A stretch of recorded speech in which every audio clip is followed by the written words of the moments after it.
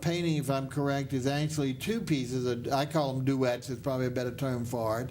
But it's meant to be one piece. So the image is continued as one masterpiece, but then done in two different sizes or two different shapes. So interesting to see. So why don't you tell us about this, first of all, from the overview, and then we're going to go look left to right on the separate pieces.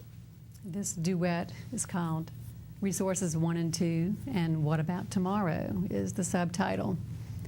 And this is one of my worldview series, and I just wanted to encompass what gifts we've been given in our resources, from our rain to our waterways, fish, our lands that we grow crops on, the wind that blows the seeds across the land, and then the tree on the far right is a contemporary bird, like a mushroom-shaped kind of tree. It's got a lot of images in there that I just kind of grabbed because I felt like it meant something to me. I don't know if it means something to the viewer, but to me, I use in the background a Stonehenge-type structure with the squared-off arches, which represents antiquity.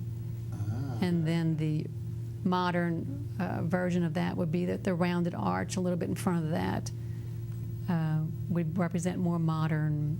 And like I said, again, the right-hand side is more of a modern tree. Sure. And then the moon represents that the moon has always been with us from antiquity to the present. The right-hand one is a little bit higher where the river will meet up. The Blue River meets up. Right, so it intersects exactly. Yeah, and I thought it just added interest that they weren't the exact same size. Exact same, exactly. Right, and this is Cassine paint as well. And like I said, it has the workability of oil. So I can do some of the, in the background where you see sky, the blue sky, on the left panel, it has some of the gradations you can get with oil. Right, and the inset on the second one really almost, I won't say, but it's so realistic, it's almost like a photograph, so it really brings another whole dimension, I think, to the painting. So really lovely, lovely piece. I think this is really well done, as I said on the first one, and very, very interesting, your subject matters and your continuity of history there, bringing the old antiquities and replicating them with the contemporary versions.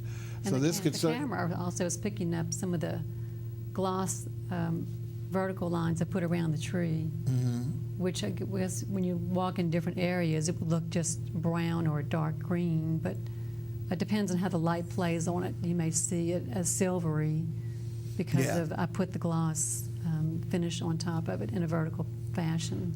Yeah, once again, my vision, I looked at that as this is one tree in a forest of trees, the major tree being represented with the green, but the coloring and all, and then the sun with the lighting coming from a different background causing the shadow. So I just loved it. I just thought it was such a unique thing to take something not necessarily different, but certainly different in the interpretation, and then combine it in the existing structure and have a very successful combination of the two. I think very, very nice.